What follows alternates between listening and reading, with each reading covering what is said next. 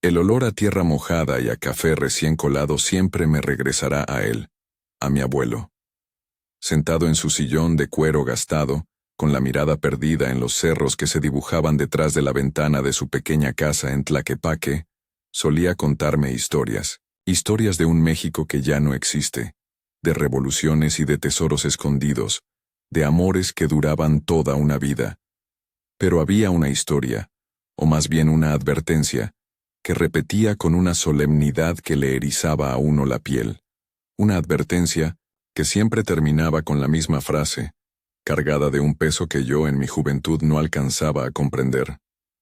Nunca, mijito, nunca manejes de noche por la carretera a Guadalajara. Hay cosas que es mejor no encontrar. Yo, Santiago, escuchaba con la fascinación de un niño, aunque ya peinara algunas canas que delataban mis 58 años. Para mí, sus palabras eran ecos de un pasado supersticioso, leyendas de pueblo para asustar a los incautos. ¿Qué podía haber en esa carretera? Una autopista moderna y transitada que no hubiera en cualquier otra parte del mundo. Fantasmas, se decía. La Llorona, el Charro Negro, almas en pena de la revolución. Cuentos. Yo era un hombre de números, de lógica. Mi vida la había construido en Houston, lejos de los susurros y las leyendas de mi tierra. Allá, mi mundo era de inversiones en la bolsa, de contratos y de juntas directivas. Mi reloj Patek Philippe marcaba un tiempo distinto, un ritmo de eficiencia y resultados, no de presagios y miedos ancestrales. Mi abuelo don Genaro había muerto hacía 5 años. Se fue en silencio como vivió. Me dejó su casa, sus pocas pertenencias y un vacío inmenso. Y esa advertencia, grabada a fuego en mi memoria. La vida, sin embargo, sigue su curso. Los negocios prosperaron, mis hijos crecieron y se fueron a formar sus propias familias, y mi esposa, Elena, mi ancla y mi norte, empezó a hablar cada vez más de volver a México. Ya trabajaste suficiente, Santiago, me decía con esa ternura que siempre lograba desarmarme. Es tiempo de vivir, de volver a nuestras raíces. Y aunque una parte de mí se resistía a dejar la vida que habíamos construido, otra, una más profunda y silenciosa, anhelaba el sol de Jalisco, el sabor de una buena birria y el sonido de los mariachis en la plaza. La decisión se tomó una tarde de otoño en Texas mientras veíamos las hojas caer. Venderíamos la empresa, aseguraríamos el futuro de nuestros hijos y nos retiraríamos a Guadalajara. Compraríamos una casa bonita en Chapalita, cerca del lago, y viviríamos los años que nos quedaran en paz. El plan era perfecto, lógico, como a mí me gustaba, pero para ejecutarlo, para cerrar el último gran negocio de mi vida, tenía que hacer un viaje, un último viaje de negocios. Adivinen a dónde. A Guadalajara. Me voy en el coche, Elena, le anuncié una noche, mientras revisaba unos documentos en mi tableta. Ella levantó la vista de su libro, sus ojos cafés llenos de una preocupación que conocía bien. Manejando, desde Houston, es una locura, Santiago, son muchas horas, toma un avión. Necesito llevar muchos papeles, equipo. Además, quiero hacerlo. Quiero sentir el camino de regreso, como una especie de peregrinación personal. Era una verdad a medias. La verdad completa era que algo dentro de mí, un impulso irracional y terco, necesitaba desafiar la vieja advertencia de mi abuelo. Necesitaba demostrarme a mí mismo que esos miedos eran infundados, que el mundo había cambiado, que yo era un hombre moderno inmune a los fantasmas del pasado. Haz lo que creas mejor, viejo, suspiró Elena, regresando a su lectura. Pero prométeme que no manejarás de noche. Para en Monterrey, descansa y sigue al día siguiente. Se lo prometí. Una promesa fácil de hacer, pero difícil de cumplir para un hombre acostumbrado a forzar los límites, a exprimir cada minuto del día. La idea de parar, de ceder ante una simple puesta de sol, se sentía como una pequeña derrota. El viaje comenzó sin contratiempos. La carretera de Texas se desplegó ante mí. una cinta de asfalto gris bajo un cielo inmenso y azul. Mi BMW Serie 7 devoraba las millas con una suavidad que hacía el viaje un placer. Escuchaba audiolibros sobre finanzas y liderazgo. La voz de Napoleon Hill llenando el habitáculo con ideas sobre la persistencia y el poder de la mente. Me sentía en control, poderoso, el rey de mi propio destino. Crucé la frontera en Laredo sin problemas. El aire cambió de inmediato. Se volvió más tenso, más cálido, cargado con el olor a México, una mezcla de diésel, comida callejera y nostalgia. El plan era llegar a Monterrey antes del anochecer, cenar en algún buen restaurante del barrio antiguo y dormir en un hotel cómodo. Pero los negocios son los negocios. Una llamada inesperada me retuvo más de la cuenta en una reunión virtual. Un problema con una transferencia bancaria internacional. Un tecnicismo que requirió mi atención personal para desbloquear una cuenta considerable. Cuando finalmente pude desconectarme, el sol ya era una bola de fuego anaranjada que se hundía en el horizonte. Miré el mapa en la pantalla del coche. Estaba a unas 3 horas de Saltillo, y de ahí, unas 4 más hasta Guadalajara. Si le pisaba, podría estar en casa de mis padres, bueno, la que era de mis padres y ahora era mía, antes de la medianoche.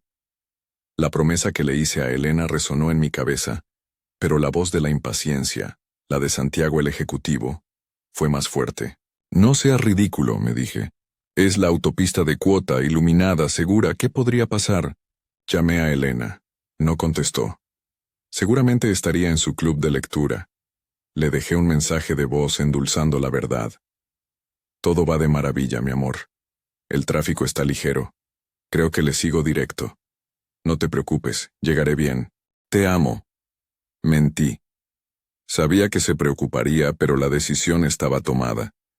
La noche cayó sobre la carretera como un telón de terciopelo negro. Las luces del coche cortaban la oscuridad, creando un túnel de luz efímero.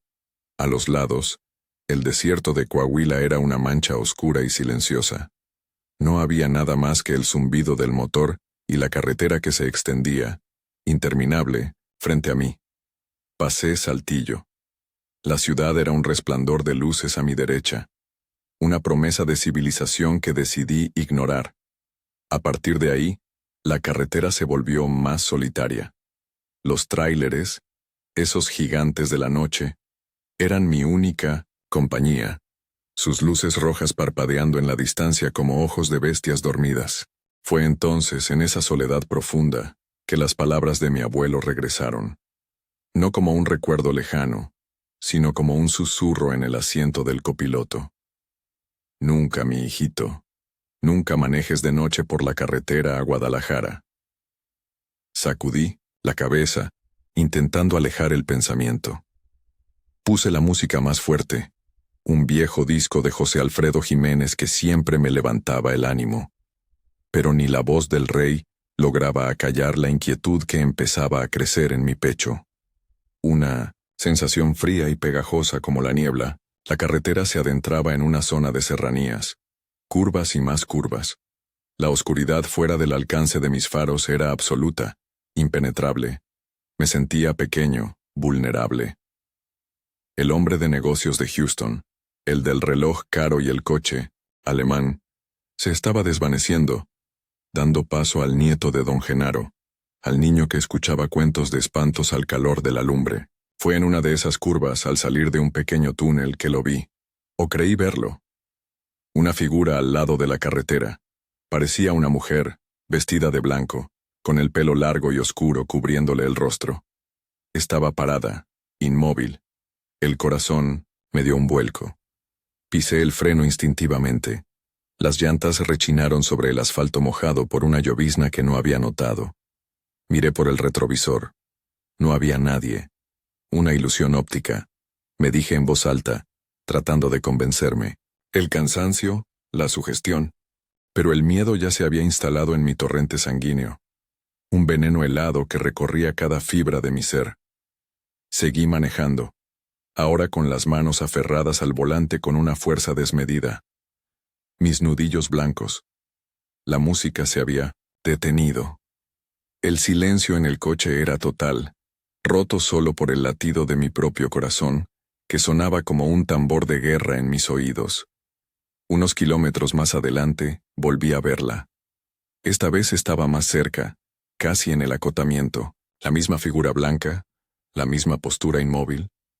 No pude distinguirle el rostro, pero sentí su mirada, una mirada que me atravesaba el alma. Esta vez no frené, aceleré. Sentí una oleada de pánico puro, un terror primario que nunca había experimentado. Quería huir, dejar atrás esa aparición, esa locura.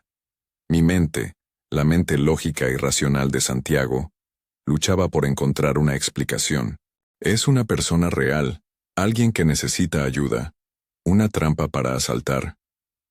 Pero mi instinto, esa sabiduría animal que todos llevamos dentro, me gritaba que no me detuviera, que lo que había ahí fuera no era de este mundo.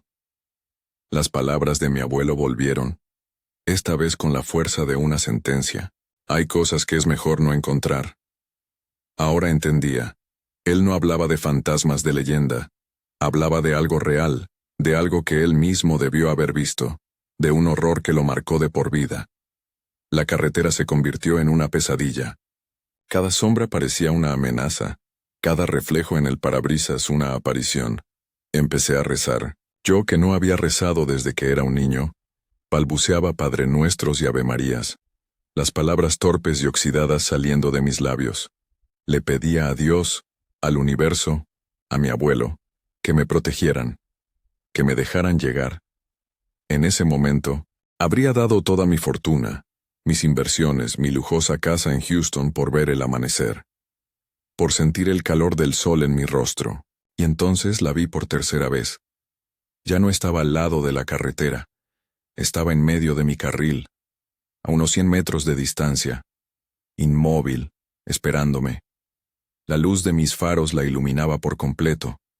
Llevaba un vestido blanco, antiguo, manchado de tierra. Su cabello negro y lacio caía sobre su rostro, pero esta vez levantó la cabeza. Lentamente. No tenía ojos. En su lugar, dos cuencas vacías, oscuras y profundas, que parecían absorber toda la luz. Y de su boca abierta, no salía un grito, sino un silencio aterrador, un vacío que prometía la nada. El grito que se ahogó en mi garganta fue de puro terror animal. Giré el volante con violencia, tratando de esquivarla. El coche derrapó sobre el asfalto resbaladizo. Perdí el control. El mundo se convirtió en un torbellino de metal, vidrio y oscuridad. Sentí un impacto brutal, luego otro. El sonido de los cristales rompiéndose, del metal retorciéndose, y luego, un silencio profundo, absoluto. Antes de que la oscuridad me envolviera por completo, un último pensamiento cruzó mi mente, claro y nítido como el agua de un manantial. Mi abuelo tenía razón.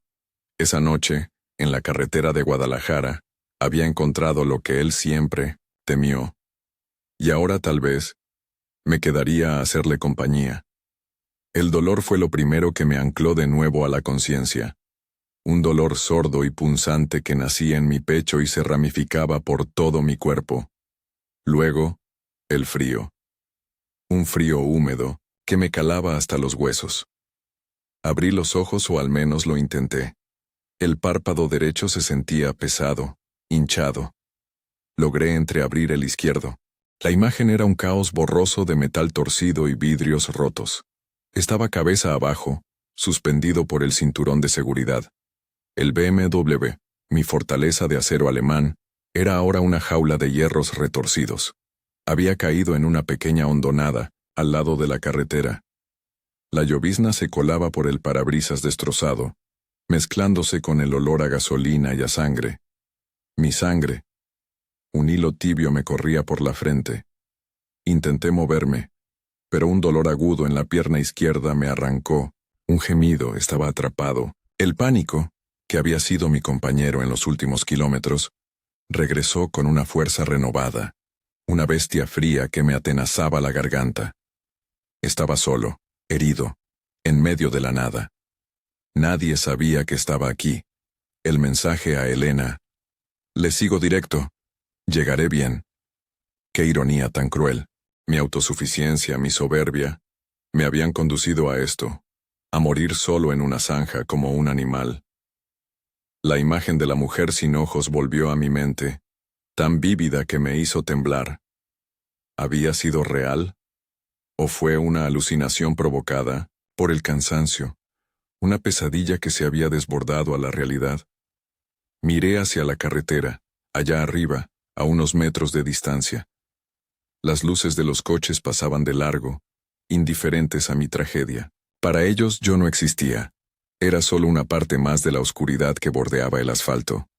Grité, pero mi voz salió como un graznido débil, ahogado por el sonido de la lluvia y de los motores lejanos. Las horas se hicieron eternas.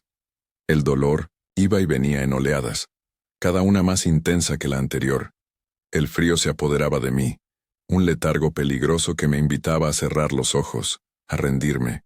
Pensé en Elena, en su sonrisa, en el calor de sus manos. Pensé en mis hijos, en las cosas que nunca les dije, en los abrazos que me guardé, la vida que había construido con tanto esmero, la cuenta bancaria con sus 7 cifras, los reconocimientos, el éxito. Todo se sentía ridículamente insignificante ahora. En la soledad de mi agonía, solo importaba el amor que había dado y el que había recibido. La mente, en situaciones extremas, busca refugio en los recuerdos. Y mi mente viajó de vuelta a mi abuelo. Lo vi de nuevo en su sillón, con sus manos grandes y agrietadas sosteniendo una taza de café. Recordé su voz, no la de la advertencia, sino la voz cálida que me enseñaba a leer, que me contaba cómo su propio padre había luchado con Villa. Me habló de la tierra, del respeto por los mayores, de la importancia de la palabra. Me enseñó a ser un hombre de bien. ¿En qué momento me había desviado? ¿Cuándo empecé a creer que el valor de un hombre se medía por el coche que conducía o el saldo de su cuenta? La vida te da lecciones, mijo, me había dicho una vez, después de que me quejara por un mal negocio. A veces te las da suavecito, como una caricia. Otras, te da un chingadazo para que entiendas. Lo importante no es cómo te caes, sino cómo te levantas. El recuerdo de sus palabras fue como un bálsamo en medio del dolor, un chingadazo. Sí, la vida me había dado un buen chingadazo. La pregunta era si tendría la fuerza para levantarme. Fue entonces cuando lo escuché. Un sonido diferente al de los coches. El crujido de ramas, de pasos que se acercaban. El corazón me dio un brinco, una mezcla de esperanza y miedo. ¿Sería ayuda?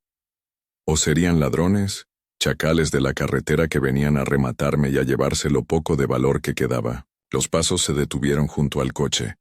Pude ver unas botas viejas, enlodadas a través del parabrisas roto. Luego, un rostro se asomó. Un hombre mayor, de piel curtida por el sol y arrugas profundas como surcos en la tierra. Llevaba un sombrero, de paja empapado y un poncho de lana. Su mirada era serena pero profunda, como si pudiera ver más allá de mi cuerpo destrozado. Parece que tuvo una mala noche, patrón, dijo con una voz tranquila, una voz de campo que sonaba extrañamente familiar. Ayúdeme, por favor, supliqué, la voz rota. Estoy herido. Mi pierna. El hombre asintió lentamente, sin mostrar sorpresa ni alarma. Tranquilo, tranquilo. Vamos a sacarlo de ahí. Con una fuerza que no aparentaba, empezó a forzar la puerta del conductor que estaba atascada. El metal crujió y gimió hasta que finalmente cedió. Con una delicadeza sorprendente, cortó el cinturón de seguridad con una navaja y me ayudó a salir del coche. El dolor en mi pierna fue tan intenso que casi me desmayé. Con cuidado, apóyese en mí, dijo pasando mi brazo sobre sus hombros. Me arrastró fuera de la hondonada, hacia la carretera. El esfuerzo era titánico para ambos. Cada paso era una tortura. Cuando llegamos al acotamiento, me depositó en el suelo con suavidad. Ahora vuelvo, dijo, y se alejó caminando por la carretera en dirección contraria al tráfico. Se perdió en la oscuridad y la llovizna. El pánico volvió a apoderarse de mí. ¿Y si no regresaba? ¿Y si me había dejado ahí a mi suerte? Los minutos se arrastraban. El frío era insoportable. Estaba a punto de perder la esperanza cuando vi unas luces que se acercaban. No eran los faros de un coche, sino la luz parpadeante de una torreta, una patrulla de la Policía Federal. Se detuvo a mi lado. 2 oficiales bajaron. «Señor, ¿se encuentra bien? Recibimos un reporte de un accidente». «Sí, bueno, no», balbuceé. «Un hombre. Un campesino. Él me ayudó. Se fue por allá». Los oficiales se miraron extrañados. «¿Un hombre?» «Señor, nosotros somos los primeros en llegar». La llamada la hizo un trailero, que vio su coche volcado desde la carretera. No hemos visto a nadie más. Miré en la dirección en la que el hombre se había ido. No había nada. Solo la carretera vacía y oscura. Insistí, describiendo al anciano, sus botas, su sombrero, su poncho. Los policías escucharon con paciencia, pero sus miradas eran de incredulidad. «Señor, probablemente está confundido por el golpe. Es normal. Vamos a llevarlo a un hospital». Mientras me subían a la ambulancia que había llegado, mi mente daba vueltas. ¿Había imaginado también al hombre? ¿Era otra alucinación, un ángel guardián creado por mi cerebro desesperado? No. Su ayuda había sido real. El calor de su cuerpo al sostenerme, la fuerza de sus manos. Eso no podía ser una invención. Mientras la ambulancia se ponía en marcha, con la sirena aullando en la noche, vi algo que me heló la sangre. Sobre el asiento del copiloto de la patrulla, donde habían puesto mi portafolio rescatado del coche, había un pequeño objeto. Un escapulario viejo y gastado, de esos que se usan colgados al cuello. Tenía la imagen de la Virgen de Guadalupe por un lado y la de San Judas Tadeo por el otro. Era idéntico al que mi abuelo Genaro siempre llevaba. El que le habían puesto en las manos cuando lo velamos. Un escalofrío me recorrió de pies a cabeza. El rostro del anciano volvió a mi mente. Su voz, sus ojos serenos. ¿Era posible? ¿Podía ser que mi abuelo, de alguna manera, hubiera cruzado la barrera entre la vida y la muerte para salvarme? La idea era una locura, una afrenta a toda mi lógica. Pero en el fondo de mi corazón, sentía una certeza abrumadora. No me había salvado un campesino anónimo. Me había salvado él. Había venido a sacarme del pozo en el que mi propia arrogancia me había metido. Y la mujer de blanco, ella también era real. Era la guardiana de esa advertencia, la personificación del peligro que mi abuelo conocía. Él no me salvó ella me salvó de mí mismo. Me salvó de las consecuencias de no haberlo escuchado. El hospital de Guadalajara olía a antiséptico y a sufrimiento contenido. Luces fluorescentes, pasillos interminables y el murmullo constante de voces y aparatos. Me diagnosticaron una fractura de tibia y peroné, varias costillas rotas y una conmoción cerebral. Nada que el dinero y los buenos médicos no pudieran arreglar. Elena llegó a la mañana siguiente, con el rostro desencajado por la angustia. Se arrojó a mis brazos, o a lo que quedaba de ellos, y lloró. Lloró por el susto, por el alivio, por mi estupidez. No intenté justificarme, solo la abracé y le pedí perdón. Perdón por la mentira, por la promesa rota, por haberla hecho pasar por ese infierno de incertidumbre. Lo único que importa es que estás vivo, Santiago, me dijo, acariciándome el rostro magullado. Lo material va y viene. El coche, el dinero. Nada de eso importa. Y yo, por primera vez en muchos años, estuve completamente de acuerdo. Desde la cama del hospital, empecé a ver el mundo con otros ojos. La vida que había estado tan ansioso por retomar, la de los negocios y las prisas, de repente me parecía vacía y sin sentido. Había estado corriendo toda mi vida, persiguiendo el éxito, acumulando riqueza, solo para darme cuenta, al borde de la muerte, de que había descuidado lo más valioso, el tiempo, la familia, la paz interior. Los días en el hospital fueron largos y dolorosos, pero también increíblemente reveladores. Fueron días de reflexión forzada. Con el cuerpo inmovilizado, la mente no tenía más remedio que viajar. Y viajó lejos. Viajó a mi infancia, a las tardes en casa del abuelo, a sus lecciones de vida que yo había archivado en el desván de la memoria. Recordé su concepto de la riqueza. Para él, la riqueza no estaba en el banco, sino en la familia unida, en la cosecha abundante, en tener un plato de frijoles para compartir con quien llegara, en tener la conciencia tranquila y el corazón en paz. El dinero es una herramienta, mijo, solía decir. Sirve para construir o para destruir. Depende de las manos que lo usen. Pero nunca dejes que el dinero te use a ti. Yo había dejado que el dinero me usara. Me había convertido en su esclavo, siempre queriendo, más siempre midiendo mi valor en cifras. El accidente había sido un freno brutal, un alto en el camino que me obligaba a reevaluarlo todo. Mi socio Ricardo, un hombre pragmático y eficiente, voló desde Houston para verme. Traía consigo un maletín de piel de cocodrilo que seguramente costaba más que la casa de mi abuelo. Se sentó a mi lado, incómodo en el ambiente estéril del hospital. Santiago, qué susto nos diste, pero me alegra ver que estás entero. Los fierros se reponen. Sacó unos papeles del maletín. Hay que tomar algunas decisiones sobre la venta de la empresa. El comprador está presionando. Necesitamos tu firma en estos documentos. Lo miré. Miré los papeles, llenos de cláusulas y números, y por primera vez no sentí la emoción de un buen negocio. Sentí hastío. Ricardo, le dije con una calma que lo sorprendió. La venta se cancela. ¿Qué? ¿Cómo que se cancela? Santiago, es el negocio de nuestras vidas. Hemos trabajado años para esto. ¿Te golpeaste la cabeza más fuerte de lo que dicen los doctores? No, Ricardo, al contrario. Creo que por fin se me aclaró. No quiero vender. No ahora. No así. La decisión no fue impulsiva. Había nacido en la oscuridad de esa zanja, en la conversación silenciosa con mi abuelo. Había madurado en el dolor y la inmovilidad de la cama del hospital. Vender la empresa significaba cortar el último lazo con la vida que quería dejar atrás. Sí, pero también significaba huir. Y yo ya no quería huir. Quería construir. Quería usar esa herramienta, el dinero, para algo más que para acumular ceros en una cuenta.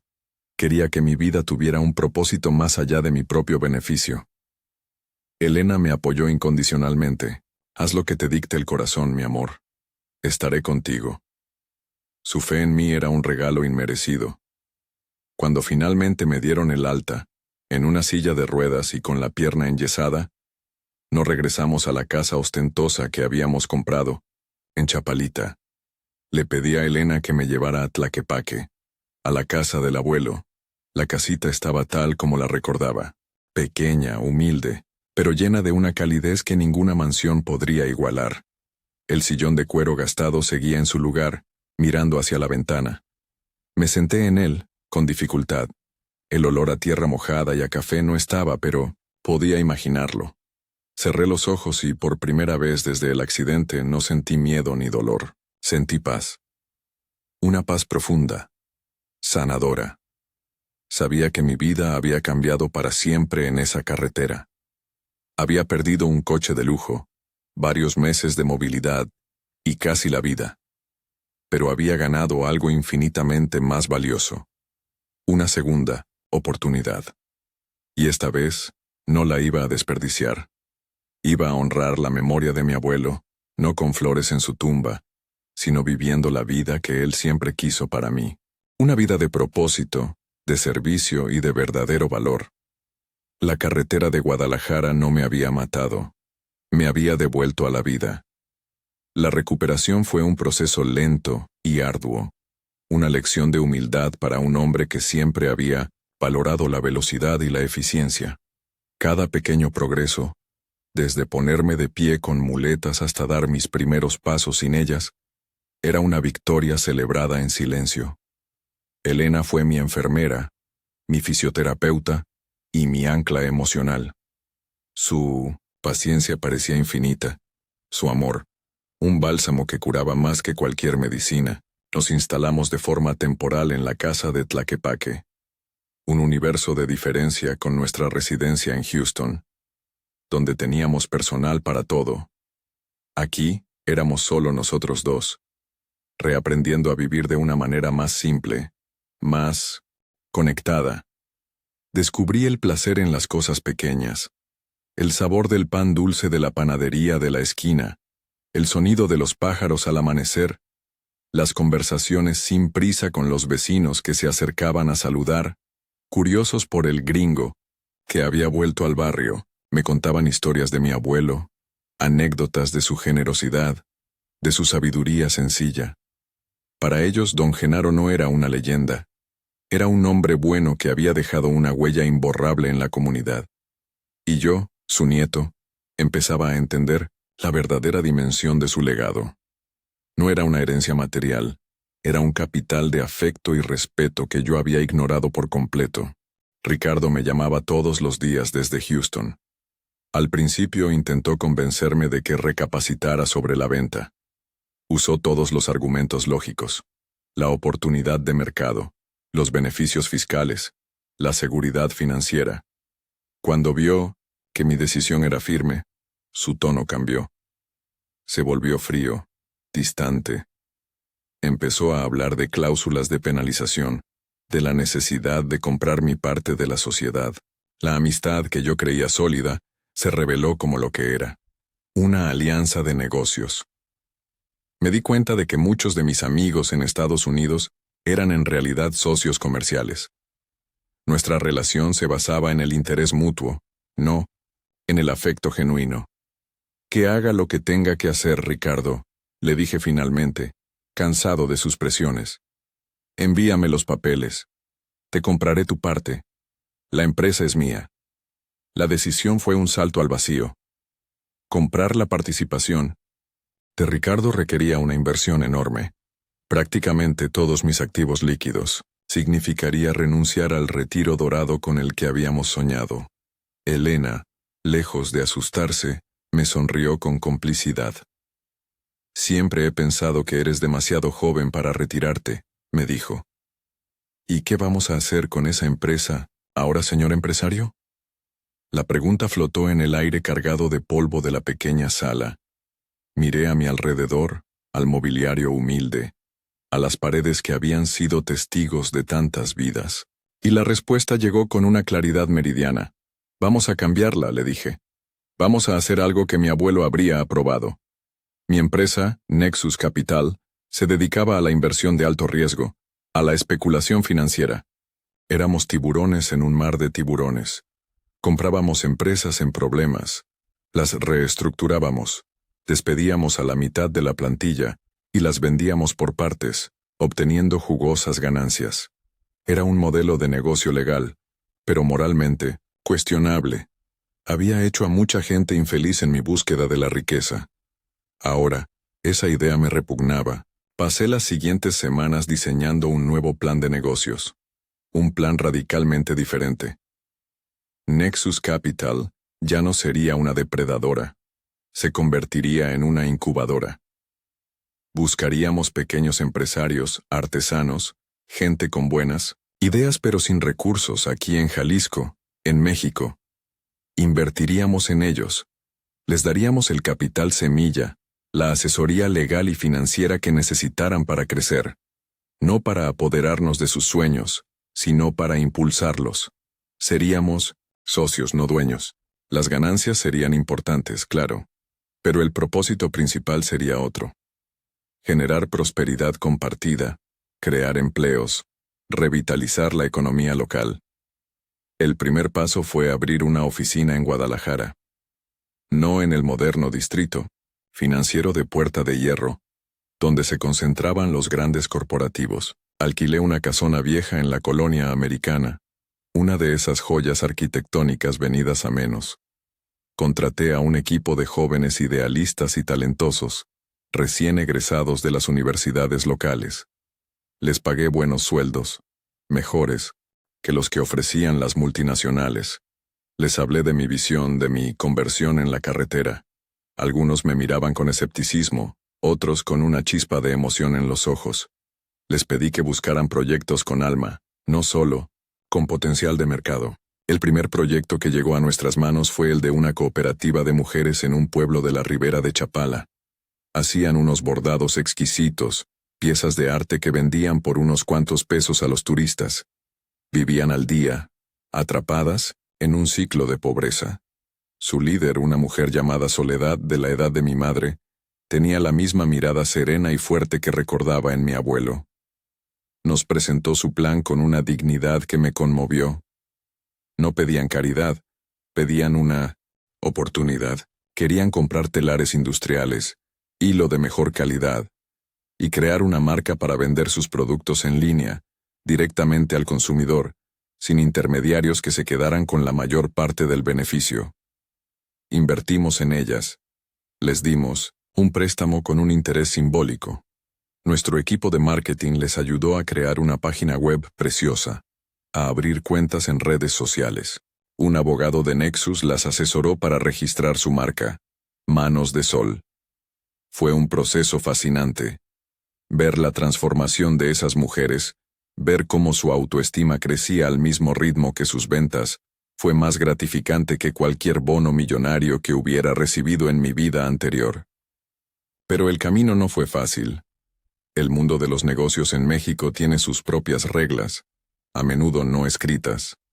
Nos topamos con la burocracia, con la corrupción a pequeña escala, con la desconfianza de un sistema acostumbrado a que los de arriba siempre ganen. Hubo un momento en que casi tiramos la toalla. Un funcionario de gobierno nos pidió un incentivo para acelerar un permiso de exportación para los productos de Manos de Sol.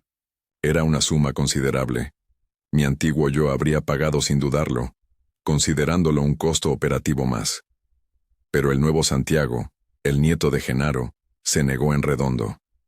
No vamos a empezar este nuevo camino cediendo al chantaje, le dije a mi equipo, que me miraba con ansiedad. Si este proyecto se basa en los valores de mi abuelo, tiene que ser limpio desde la raíz. Decidimos pelear. Contratamos a un abogado honesto, un viejo amigo de la familia, y denunciamos al funcionario. Fue un escándalo menor, pero sentó un precedente. Ganamos. El permiso se liberó y el funcionario fue investigado. La noticia corrió como la pólvora en el pequeño mundo empresarial de Guadalajara. Empezaron a vernos de otra manera, no como unos gringos ingenuos, sino como gente seria, con principios. La historia de Manos de Sol fue un éxito rotundo. Las mujeres de la cooperativa no solo salieron de la pobreza, sino que se convirtieron en un motor de desarrollo para su comunidad. Abrieron una guardería para sus hijos, mejoraron la escuela local, crearon un fondo de ahorro para la vejez. Su historia apareció en periódicos y blogs. Otras cooperativas, otros pequeños empresarios, empezaron a buscarnos. La casona de la colonia americana se convirtió en un hervidero de actividad, de sueños que buscaban una oportunidad. Elena se involucró de lleno en el proyecto. Su buen gusto y su sensibilidad eran un activo invaluable. Ayudaba a los artesanos con el diseño de sus productos, organizaba exposiciones, se convirtió en la cara amable y elegante de la nueva Nexus Capital. A veces, la veía hablando con una tejedora indígena o con un joven programador, y me daba cuenta de lo mucho que había subestimado su potencial. Ella también había estado atrapada en una jaula de oro en Houston, relegada al papel de esposa de... Aquí, en nuestra tierra, había florecido. Una tarde, mientras revisaba los estados financieros de la empresa, me di cuenta de algo sorprendente. A pesar de nuestros márgenes de ganancia más bajos, a pesar de nuestra filosofía de crecimiento lento y sostenible, la empresa era rentable, muy rentable. El modelo funcionaba, estábamos haciendo el bien, y al mismo tiempo, nos estaba yendo bien. La vieja dicotomía entre ser exitoso y ser una buena persona, que yo había aceptado como una verdad absoluta, se estaba desmoronando ante mis ojos. Mi vida había encontrado un nuevo centro, un nuevo propósito. Ya no me definía por mi coche o mi reloj. De hecho, había vendido el BMW destrozado como chatarra, y ahora manejaba una camioneta modesta, más práctica para visitar los proyectos en pueblos remotos. Había guardado el Patek Philippe en un cajón, y ahora usaba un reloj sencillo que me había regalado Elena. Y sin embargo, me sentía más rico que nunca. Pero el pasado, como la maleza, siempre encuentra una forma de volver a crecer. Una mañana, recibí una llamada de un número desconocido. Una voz fría y educada se presentó como el abogado de una familia muy poderosa de Jalisco. Una familia cuyo nombre estaba asociado a la política, a los negocios inmobiliarios y a rumores de actividades no tan lícitas. La familia Cárdenas Lozano. Señor Montenegro, dijo el abogado con un tono que no admitía réplica. Mi cliente, don Armando Cárdenas Lozano, quisiera tener una reunión con usted. Tiene una propuesta de negocios que le interesará. Lo espera mañana a las 10 en su rancho, La Deseada. No era una invitación, era una citación, y un escalofrío, un eco de la noche del accidente, me recorrió la espalda. Sabía con una certeza visceral que esa llamada no era una coincidencia. El fantasma de la carretera de Guadalajara no había terminado conmigo. El rancho La Deseada era una fortaleza de lujo y poder enclavada en las afueras de la ciudad. Un muro de piedra de varios metros de altura, coronado por alambre de espino y cámaras de seguridad, lo aislaba del mundo exterior. Un portón de hierro forjado se abrió con un zumbido silencioso para dejar paso a mi camioneta. Mientras avanzaba, por el camino de grava flanqueado por palmeras reales, me sentí como si estuviera entrando en el territorio de un león. El aire mismo parecía más denso, cargado de una autoridad implacable. La casa principal era una hacienda moderna, una mole de cantera blanca y cristal ahumado que gritaba riqueza y mal gusto a partes iguales. Varios coches de lujo, incluyendo un Maserati y un par de Mercedes blindados, estaban aparcados frente a la entrada. Un hombre corpulento, vestido con un traje negro que no lograba disimular la pistola que llevaba al cinto, me abrió la puerta y me condujo, sin decir una palabra, a través de un vestíbulo con pisos de mármol y un candelabro que parecía robado de un palacio europeo. Me hizo pasar a un despacho que olía a cuero, a tabaco caro y a poder. Don Armando Cárdenas Lozano estaba de espaldas a mí, contemplando un enorme cuadro de un toro de lidia. Era un hombre alto, corpulento, de unos 60 y tantos años, con el cabello plateado peinado impecablemente hacia atrás. Vestía una guayabera de lino blanco y unos pantalones de casimir. Al oírme entrar, se giró lentamente. Su rostro era una máscara de amabilidad forzada, pero sus ojos, pequeños y oscuros, eran fríos como el acero. Señor Montenegro. Santiago, siéntese, por favor, dijo señalando un sillón de piel frente a su escritorio de caoba. Un tequila es de mi propia cosecha. No, gracias. Así estoy bien, respondí, tratando de que mi voz sonara más firme de lo que me sentía. Se sirvió un trago para él, lo bebió de un solo golpe y se sentó. Me observó durante un largo minuto, con una sonrisa que no llegaba a sus ojos. He oído hablar mucho de usted últimamente, comenzó. El empresario pródigo que regresa de Estados Unidos a hacer caridad. Es una historia conmovedora. Casi me hace llorar. El sarcasmo era tan espeso que se podía cortar con un cuchillo. No es caridad, señor Cárdenas. Es un modelo de negocio. Llámelo como quiera. El punto es que está haciendo mucho ruido, demasiado para mi gusto. Está metiendo las narices donde no le importa, agitando a la gente, dándoles ideas. Ideas peligrosas. El corazón empezó a latirme con más fuerza. Sabía a qué se refería. Uno de nuestros proyectos más recientes era asesorar a una comunidad de ejidatarios que estaban siendo presionados para vender sus tierras a un precio irrisorio. Tierras que, casualmente, colindaban con un megaproyecto turístico que estaba desarrollando, sí, adivinaron, la familia Cárdenas Lozano. Solo estamos ayudando a la gente a defender lo que es suyo por derecho, dije, manteniendo su mirada.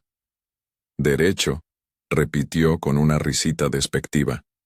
El derecho, mi estimado. Santiago lo tiene quien tiene el poder para ejercerlo. Y en este estado ese poder lo tengo yo. Esas tierras serán mías, con su ayuda o sin ella. Pero he venido a ofrecerle un trato, porque soy un hombre razonable. Abrió un cajón de su escritorio y sacó una carpeta. La deslizó hacia mí. «Ábrala». Dudé un instante, luego la abrí. Dentro había fotografías de mi accidente, el BMW destrozado en la zanja, los paramédicos atendiéndome, y una foto, tomada desde lejos de la figura del anciano que me había ayudado. Mi sangre se heló. «Tenemos un hobby», continuó Cárdenas Lozano, saboreando cada palabra.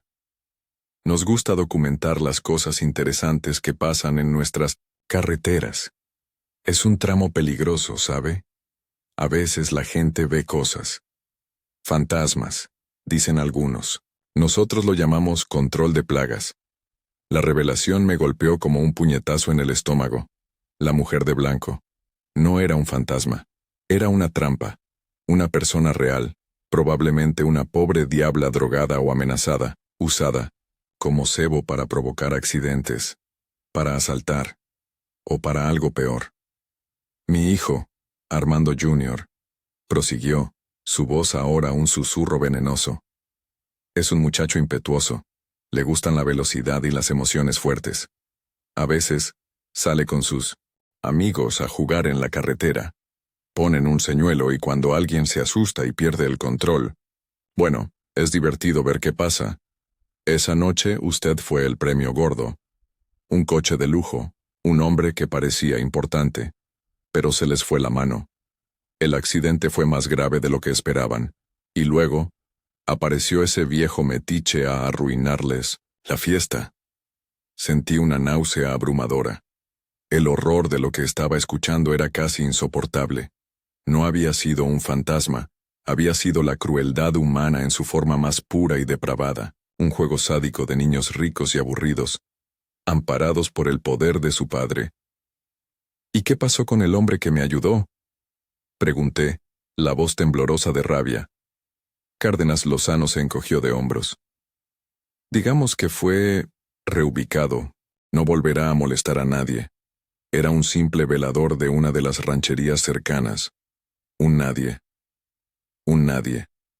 Así se refería al hombre que me había salvado la vida. Al hombre que, en mi delirio, había confundido con mi abuelo. El escapulario, seguramente se le cayó en la confusión, y un policía lo recogió pensando que era mío. Toda mi teoría mística se derrumbaba, reemplazada por una realidad mucho más sucia y aterradora. «¿Por qué me cuenta todo esto?», logré decir. «Porque quiero que entienda con quién está tratando. Quiero que entienda las consecuencias de sus actos. La propuesta es simple. Usted abandona el proyecto de los ejidatarios. Se dedica a sus bordadoras y a sus alfareros, y yo me olvido de que existe. Incluso, puedo ofrecerle una compensación generosa por su mala experiencia». Señaló la carpeta. «Estas fotos, esta historia nunca han existido. Usted tuvo un accidente por cansancio y punto. Si se niega, bueno, ya vio lo que le puede pasar a los que se meten en mi camino. Y esta vez, no habrá un viejo milagroso para salvarlo. Tiene una esposa muy guapa, señor Montenegro. Sería una lástima que le pasara algo». La amenaza, velada pero inequívoca, me dejó sin aliento. Me estaba chantajeando con la seguridad de Elena. Miré a ese hombre, a esa encarnación del mal, y sentí una mezcla de miedo y una rabia fría y lúcida. El miedo me decía que aceptara, que me retirara, que protegiera a mi familia. Pero la rabia, la herencia de mi abuelo, la voz de mi conciencia recién despertada, me decía que no podía ceder. Ceder significaría traicionar todo en lo que ahora creía. Traicionar la memoria del hombre que murió por ayudarme. Traicionar a los ejidatarios que habían depositado su confianza en mí. Traicionarme a mí mismo. Me levanté, las piernas me temblaban, pero me obligué a mantenerme firme. «Puede quedarse con su dinero, Cárdenas», dije, mi voz sonando extrañamente calmada. «Y puede meterse sus amenazas por donde le quepan». La sonrisa de Armando Cárdenas Lozano se desvaneció, reemplazada por una máscara de furia helada. «Es usted un imbécil», Un idealista estúpido se va a arrepentir de esto, se lo juro por la memoria de mi madre. Y yo le juro por la memoria de mi abuelo que usted y su hijo van a pagar por lo que hicieron, respondí. Salí de ese despacho y de ese rancho, sintiendo que había firmado mi sentencia de muerte. El miedo era real, paralizante, pero debajo del miedo había algo más, una determinación de acero. Ya no se trataba solo de un modelo de negocio o de un cambio de vida. Se había convertido en una lucha por la justicia, una lucha por el alma de esa tierra, una tierra que hombres como Cárdenas Lozano creían que les pertenecía. Sabía que no podía enfrentarlo solo. Necesitaría ayuda. Necesitaría un plan. Recordé las enseñanzas de Napoleon Hill, que tanto me habían ayudado en el mundo de los negocios. El punto de partida de todo logro es el deseo. Manténgalo constantemente en su mente. Mi deseo ahora no era la riqueza, sino la justicia, y estaba dispuesto a todo para conseguirla. La advertencia de mi abuelo había cobrado un nuevo y terrible significado. Lo que él temía no eran los fantasmas, sino los monstruos de carne y hueso. Y yo acababa de mirar a uno de ellos a los ojos. La conversación con Elena esa noche fue la más difícil de mi vida. Le conté todo sin omitir detalles. La revelación sobre el accidente, la crueldad de Armando Jr., la amenaza directa de su padre. Vi el miedo en sus ojos, el mismo miedo que anidaba en mi propio corazón, y me odié por haberla puesto en esa situación. Su primera reacción fue la que cualquier persona sensata tendría. Vámonos, Santiago. Vámonos de aquí. Regresemos a Houston, a donde sea. Ninguna tierra, ninguna empresa, vale tu vida, ni la mía. Su voz era un ruego, desesperado. La tentación de ceder, de huir, era inmensa. Podíamos desaparecer, usar nuestra fortuna para construir una nueva vida en algún lugar seguro, lejos del alcance de los Cárdenas. Podíamos olvidar. Pero, ¿realmente podíamos? ¿Podría yo vivir conmigo mismo sabiendo que había dejado que un asesino se saliera con la suya, que había abandonado a la gente que confiaba en nosotros, que la muerte del velador que me salvó quedaría impune? No podemos, Elena, le dije, tomándole las manos. Estaban heladas. Si nos vamos, ganan ellos. Si nos vamos, la oscuridad vence. No puedo vivir así. Mi abuelo no me crió para ser un cobarde. Tu abuelo está muerto, gritó ella con una mezcla de dolor y rabia. Y tú casi lo estás. ¿No te das cuenta del peligro en el que nos has metido? Esto no es una de tus juntas de negocios, Santiago. Esta gente no juega. Esta gente mata. Tenía razón. Completamente. Mi idealismo nos había arrastrado a un pantano del que no sabía cómo salir. Pero dar marcha atrás ya no era una opción. Había cruzado un umbral, y el único camino era hacia adelante. Lo sé, mi amor. Y tengo más miedo del que he tenido, en toda mi vida. Pero si no hacemos nada seremos cómplices de su maldad, y no quiero que vivamos el resto de nuestros días mirando por encima del hombro, sabiendo que huimos. Tenemos que luchar, no con sus armas, sino con las nuestras, la inteligencia, la ley, la verdad. Discutimos durante horas, lloramos, nos abrazamos. Al final, exhausta pero no vencida, Elena me miró con una resolución que me dejó asombrado. Está bien, dijo con la voz apenas un susurro. Lucharemos, pero no lo harás solo. Estamos juntos en esto, hasta el final. En ese momento, supe que había tomado la decisión correcta. Su lealtad era mi mayor fortaleza. No éramos dos individuos asustados, éramos un equipo. Al día siguiente comencé a trazar un plan meticuloso de varias fases como los que solía diseñar para mis adquisiciones empresariales. Pero este no era para adquirir una compañía, sino para desmantelar un imperio criminal. La primera fase la llamé recopilación de inteligencia. Sabía que Cárdenas no dejaría cabos sueltos. Las fotos que me mostró eran una prueba de su arrogancia, no de su estupidez. Necesitaba pruebas contundentes, irrefutables. Y para eso, necesitaba ayuda profesional. Recordé a un antiguo contacto de mis días en Houston. Un hombre llamado David Cohen, un ex agente del Mossad, que ahora dirigía una de las agencias de investigación y seguridad más exclusivas y caras del mundo. Lo había contratado una vez para hacer una auditoría de seguridad en mi empresa, después de un intento de espionaje industrial. Era discreto, brillante y absolutamente despiadado en su eficiencia. Volé a Nueva York para reunirme con él en 1960, sus oficinas de Park Avenue, un lugar tan anónimo y lujoso que resultaba intimidante. Cohen me escuchó en silencio, sin interrumpirme, mientras yo le relataba toda la historia. Sus ojos grises, agudos como los de un halcón, no revelaban ninguna emoción. Cuando terminé, se quedó pensativo por un momento. «Es un trabajo sucio y peligroso, Santiago», dijo finalmente, con su acento israelí apenas perceptible.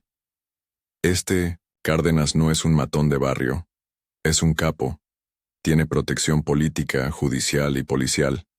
Ir contra él de frente es un suicidio. Por eso te necesito a ti, David. No quiero ir de frente. Quiero ir por debajo, por los lados, por arriba. Quiero encontrar sus debilidades, sus secretos, lavado de dinero, evasión de impuestos, conexiones con el narco, lo que sea. Necesito algo que lo haga vulnerable, algo que ni todo su poder pueda tapar. Cohen sonrió por primera vez, una sonrisa torcida y sin alegría. Me gusta tu estilo. Has pasado de ser un lobo de Wall Street a un cazador de monstruos. Es interesante. Se levantó y caminó hacia la ventana, contemplando el horizonte de Manhattan. Te costará una fortuna. Y no hay garantías. Si nos descubren, no podré protegerte a ti ni a tu esposa. ¿Entiendes el riesgo? Lo entiendo. El dinero no es problema.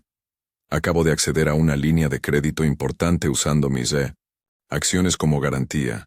Dispongo de lo que haga falta. Había hipotecado mi futuro, pero sentía que era la mejor inversión de mi vida. Bien, entonces tenemos un trato. Cohen y su equipo se pusieron a trabajar de inmediato.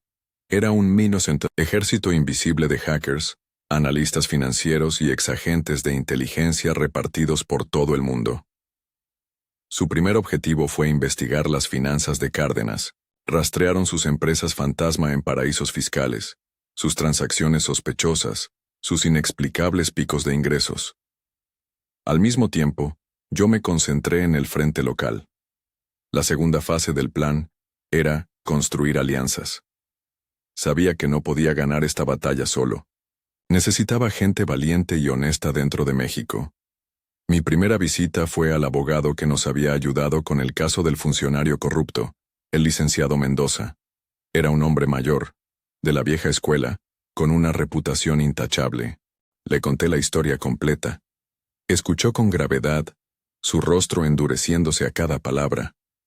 Conozco a los Cárdenas desde hace 30 años, dijo al terminar. Son un cáncer para este estado. Muchos han intentado enfrentarlos. Ninguno lo ha logrado. Pero lo que te han hecho a ti, la muerte de ese pobre hombre, eso cruza una línea. Cuenta conmigo, Santiago, pero debemos ser más listos que ellos.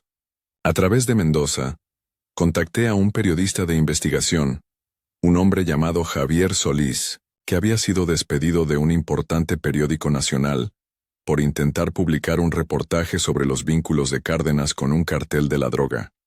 Solís era un hombre amargado, cínico, pero con un fuego por la verdad que aún no se había extinguido. Al principio se mostró reacio. ¿Crees que eres el primero que viene a mí con una historia sobre Cárdenas? Ya arriesgué mi carrera una vez. No pienso arriesgar mi vida. No te pido que publiques nada todavía, le dije.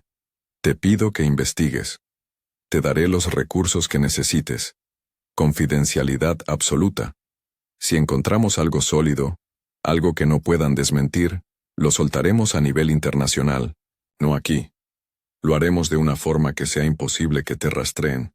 La promesa de recursos y una plataforma internacional despertó su interés. Aceptó, con la condición de mantener su anonimato hasta el final. Mientras mi red de aliados crecía en la sombra, Elena se encargaba del frente más importante, nuestra Seguridad. Siguiendo el consejo de Cohen, nos mudamos de la casa de Tlaquepaque a un complejo de apartamentos de alta seguridad en la zona más moderna de Guadalajara. Contratamos a 2 guardaespaldas discretos, exmilitares recomendados por Cohen. Odiaba vivir así, como en una prisión dorada, pero era necesario. Elena, con una fortaleza que yo no le conocía, se adaptó a la nueva rutina. Se aseguró de que nuestro personal de confianza, el jardinero, la señora de la limpieza, fueran investigados. Se convirtió en la guardiana de nuestro pequeño mundo. La tercera fase del plan era la más delicada y peligrosa: encontrar al testigo.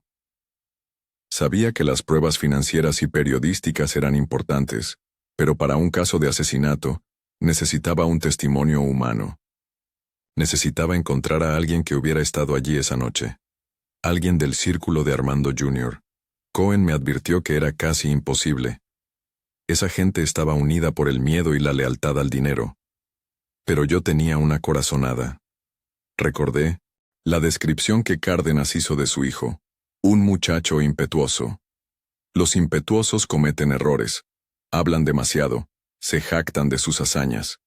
El equipo de Cohen empezó a monitorear las redes sociales de Armando Jr. y sus amigos. Era un desfile nauseabundo de opulencia y arrogancia. Fotos en yates en la Costa Azul, fiestas con modelos en mansiones de Beverly Hills, coches deportivos, relojes de edición limitada. En una de esas fotos, de una fiesta en un antro exclusivo de Guadalajara, Javier Solís reconoció a uno de los muchachos. Se llamaba Rodrigo Fregoso, hijo de un industrial que había hecho su fortuna a la sombra de los Cárdenas. Solís sabía por sus fuentes que los Fregoso estaban pasando por problemas financieros. El negocio de su padre estaba al borde de la quiebra. Ahí estaba nuestra oportunidad, la debilidad que estábamos buscando. Un joven acostumbrado a un estilo de vida de lujo, de repente enfrentado a la posibilidad de perderlo todo. Era un punto de presión, pero acercarnos a él era extremadamente arriesgado. Si lo hacíamos mal, alertaríamos a los Cárdenas y todo se vendría abajo. Fue Elena quien tuvo la idea. No podemos acercarnos a él como enemigos, dijo una noche, mientras estudiábamos el perfil de Rodrigo. Tenemos que acercarnos como una solución a sus problemas. Este chico no es un monstruo como Armando Jr. Mira sus ojos. Hay miedo en ellos. Está atrapado. Su plan era audaz.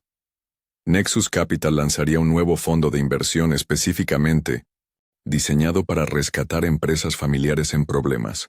Haríamos una campaña de publicidad muy discreta pero muy dirigida, asegurándonos de que la noticia llegara a oídos del padre de Rodrigo. La oferta sería tan atractiva, tan generosa, que sería casi imposible de rechazar. Y la condición para la inversión sería una reunión personal, no solo con el padre sino también con el hijo, como futuro heredero del negocio. Era una jugada de ajedrez brillante y arriesgada. Estábamos usando su propio cebo, el dinero, en su contra. Pasamos las siguientes semanas preparando la trampa, cuidando cada detalle. Mientras tanto, las noticias que llegaban del equipo de Cohen eran prometedoras. Habían encontrado un rastro de transferencias millonarias desde una de las empresas constructoras de Cárdenas a una cuenta en las Islas Caimán, perteneciente a un conocido operador financiero de un cartel. Era la prueba del lavado de dinero que necesitábamos. Javier Solís, por su parte, había logrado contactar a un ex policía que había sido el guardaespaldas de Cárdenas años atrás. El hombre, ahora enfermo y desilusionado, estaba dispuesto a hablar, a cambio de protección para su familia. Las piezas del rompecabezas empezaban a encajar. Sentía una mezcla de euforia y un terror helado. Estábamos construyendo un caso sólido, pero al mismo tiempo estábamos tejiendo una telaraña que, si se rompía, nos atraparía a todos. A veces, en la soledad de la noche, la cara de Armando Cárdenas Lozano volvía a mi mente, su amenaza resonando en mis oídos. ¿Estaba siendo un héroe o un necio? ¿Estaba buscando justicia o venganza? La línea era delgada, y caminaba sobre ella con el corazón en un puño, pero entonces pensaba en el velador, en su rostro anónimo, en su acto de bondad desinteresada, y sabía que no podía parar. Tenía que seguir por él, por todos los nadie que eran aplastados cada día por los alguien como Cárdenas. La carretera de Guadalajara me había puesto en este camino, y yo lo iba a recorrer hasta el final. La estrategia funcionó mejor de lo que esperábamos. La noticia de nuestro fondo de rescate para empresas familiares llegó a oídos de la familia Fregoso. Tal como habíamos previsto, estaban desesperados. Una semana después de lanzar la campaña, el licenciado Mendoza recibió una llamada del abogado de la familia Fregoso, solicitando una reunión exploratoria. La primera fase de la trampa se había cerrado. La reunión se llevó a cabo en la neutralidad de nuestras oficinas en la colonia americana. El señor Fregoso era un hombre visiblemente derrotado, con la sombra de la ruina en sus ojos. Su hijo, Rodrigo, era su viva imagen, pero con un barniz de arrogancia juvenil que apenas lograba ocultar un pánico profundo. Yo adopté mi antiguo rol, el de Santiago Montenegro, el implacable hombre de negocios de Houston. Fui frío, analítico, directo. Les expuse las duras verdades sobre su empresa, los errores de gestión, la falta de visión. Luego, con un cambio de tono, les presenté la solución. Una inyección de capital masiva por parte de Nexus, a cambio de una participación mayoritaria y el control total de la gestión. El padre estaba dispuesto a aceptar cualquier cosa, pero Rodrigo se resistía. Su orgullo estaba en juego. Fue entonces cuando lancé el anzuelo. Entiendo tu vacilación, Rodrigo, le dije, mirándolo fijamente. Es el negocio de tu familia, pero a veces, para salvar algo, hay que tomar decisiones difíciles. A veces hay que romper con lealtades tóxicas que te están arrastrando al abismo. Dejé que la frase flotara en el aire. Vi un destello de comprensión en sus ojos. Sabía que no estaba hablando solo de negocios. Estaba hablando de su amistad con Armando Cárdenas Jr. La negociación se extendió durante varios días. Finalmente, aceptaron nuestros términos. El contrato incluía una cláusula que yo mismo había redactado. Antes de firmar el acuerdo final, quería tener una conversación privada con Rodrigo, para evaluar su compromiso y visión de futuro para la empresa. Era mi oportunidad, la única que tendría. Nos reunimos en un café discreto, lejos de miradas indiscretas. Mis guardaespaldas estaban sentados en una mesa cercana, fingiendo ser clientes. Rodrigo llegó nervioso mirando a todos lados.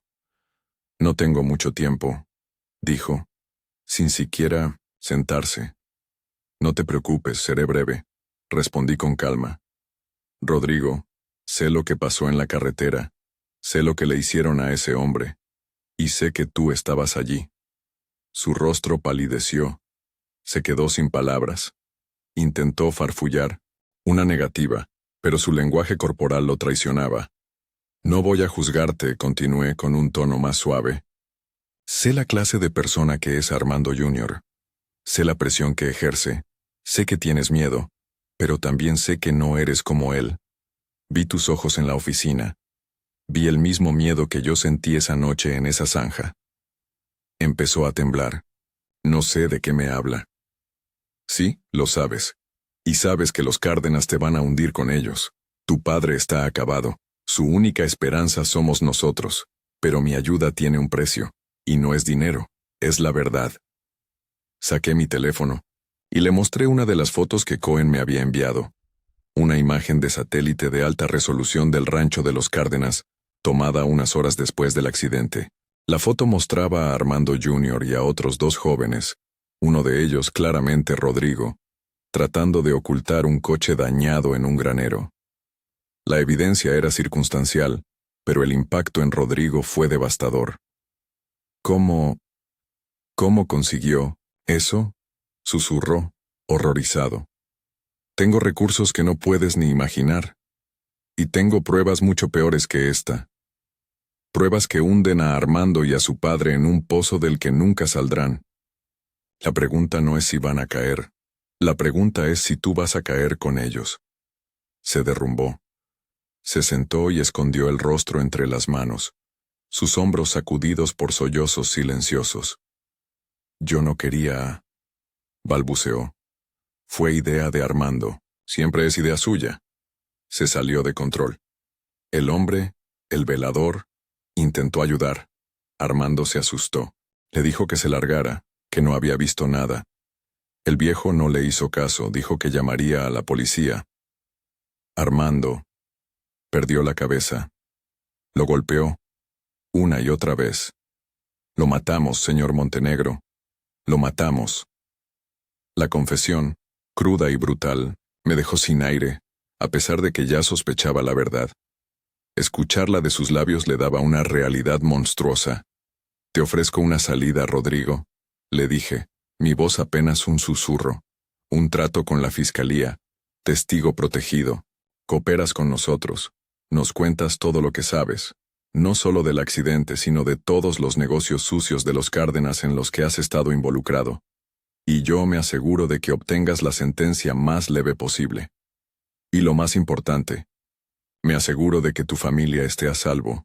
Los sacaremos del país antes de que todo esto explote. Les daremos una nueva identidad, una nueva vida, lejos del alcance de Cárdenas. Levantó la vista, sus ojos rojos e hinchados, llenos de una mezcla de terror y una pequeña chispa de esperanza. ¿Habla en serio? Hablo completamente en serio. Pero tienes que decidir ahora. ¿De qué lado estás? ¿Del lado de los monstruos o del lado de la justicia? Tardó un largo minuto en responder. Un minuto en el que se debatió el resto de su vida. Finalmente, asintió lentamente. De acuerdo, hablaré. Esa confesión fue la pieza clave que nos faltaba, la llave que abría todas las puertas.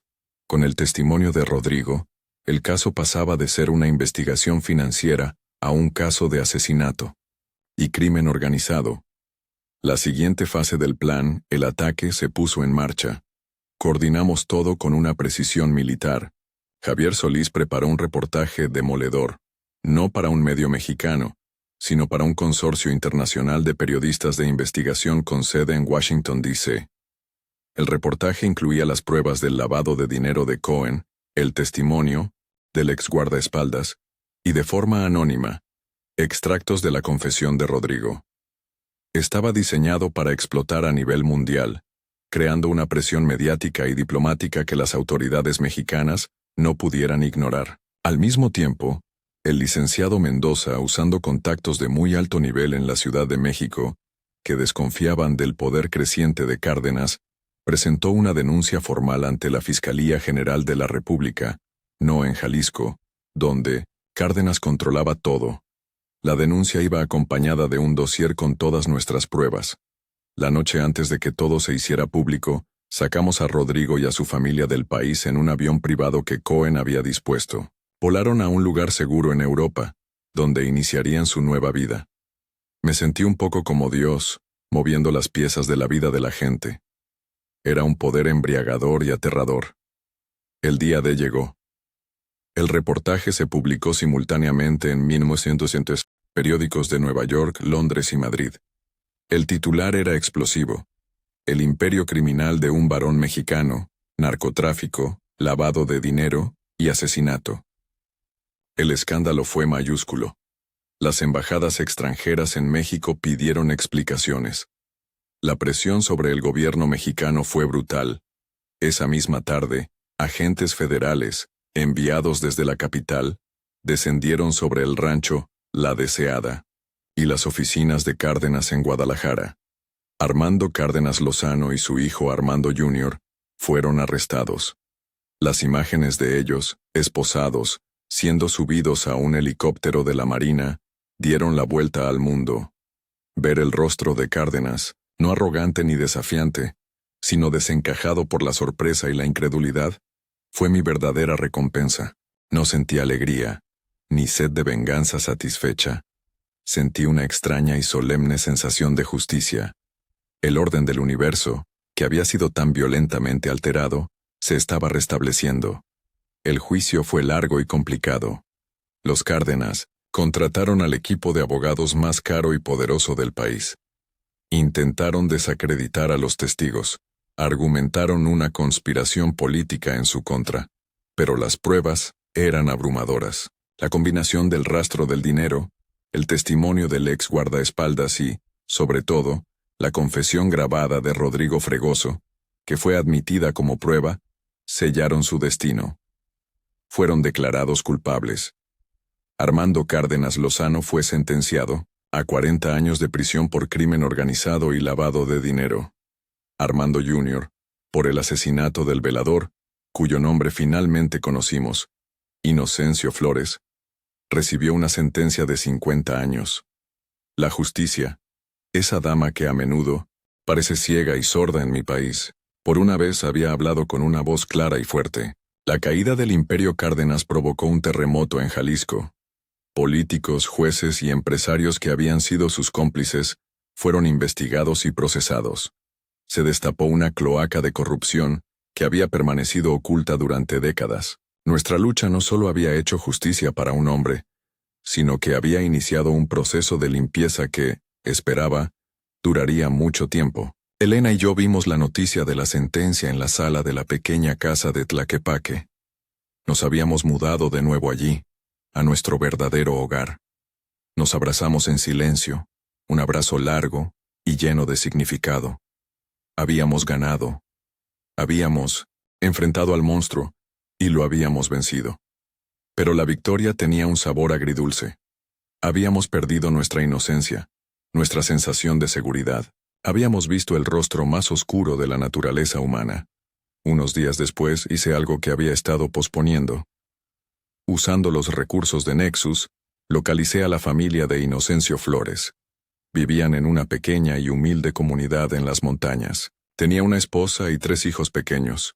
Eran increíblemente pobres. Fui a verlos. No me presenté como el hombre al que Inocencio había salvado. Dije que era de una fundación que ayudaba a las familias de las víctimas de la violencia. La viuda, una mujer joven y rota por el dolor, me recibió con una dignidad que me partió el alma. Le conté que habíamos creado un fideicomiso a nombre de sus hijos, un fondo que cubriría su educación hasta la universidad, sus gastos médicos, y que le proporcionaría a ella una pensión mensual de por vida, que nunca más tendrían que preocuparse por el dinero. La mujer me miró, sus ojos llenos de lágrimas, y me hizo una pregunta que nunca olvidaré. ¿Por qué? ¿Por qué nosotros somos nadie? Nadie es un nadie, le respondí, mi voz quebrada por la emoción. Y su esposo, Inocencio, fue el hombre más valiente que he conocido. Dejé esa casa con el corazón en paz. La deuda, la verdadera deuda, estaba saldada. Mi abuelo me había advertido sobre la carretera de Guadalajara, y esa noche vi lo que él siempre temió, no a los fantasmas, sino a la oscuridad que anida en el corazón de los hombres. Pero también encontré algo que él siempre celebró, la bondad, el coraje y la capacidad de un hombre común para cambiar el mundo, o al menos, su pequeño rincón de él. Mi viaje no había terminado, apenas estaba comenzando. Gracias por llegar hasta el final de esta reflexión. Si estás leyendo esto, quiero que sepas que no estás solo. Ahora, te invito a un momento de calma. Voy a compartir una oración, no importa tu religión, sino tu fe. Una oración pensada para ayudarte, para abrazar a todos los que en silencio luchan, sienten, esperan. Solo cierra los ojos un instante y deja que estas palabras te acompañen.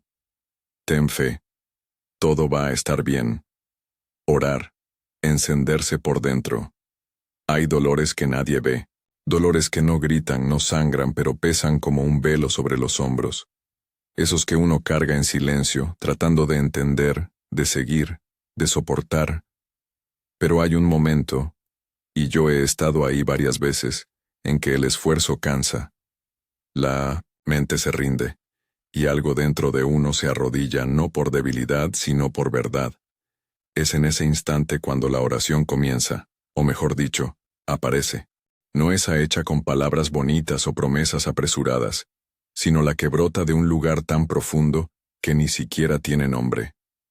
Como un susurro del alma diciendo, Ya no puedo sola. Orar, descubrir, no es pedir, es recordar. Recordar quiénes somos cuando el ego se aquieta.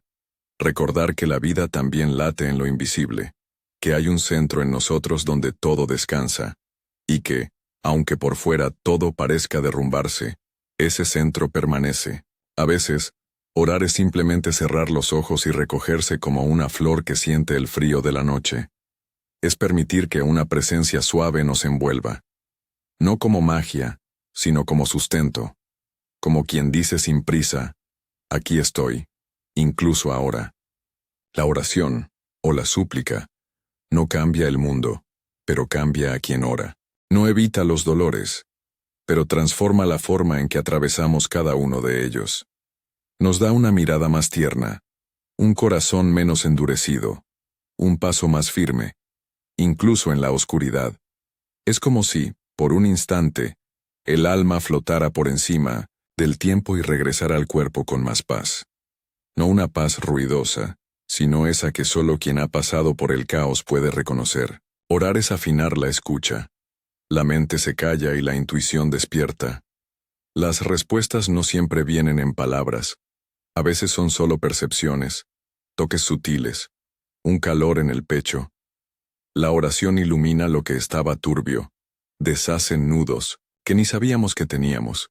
Y lo más bonito es que no tiene que ser complicado. Orar es hablar con Dios, con el universo, con esa inteligencia amorosa que nos habita y nos envuelve, incluso cuando lo olvidamos. Y no tiene que sonar bonito. No necesitas saber rezar. No necesitas entender nada sobre la fe. Puede ser un desahogo en la ducha, una lágrima en la almohada, una frase susurrada antes de dormir. Cuídame. Puede ser incluso el silencio, cuando el dolor es tan profundo que no salen palabras. Dios entiende todo eso. El universo escucha lo que el corazón no sabe decir. No hay una forma correcta. Hay presencia.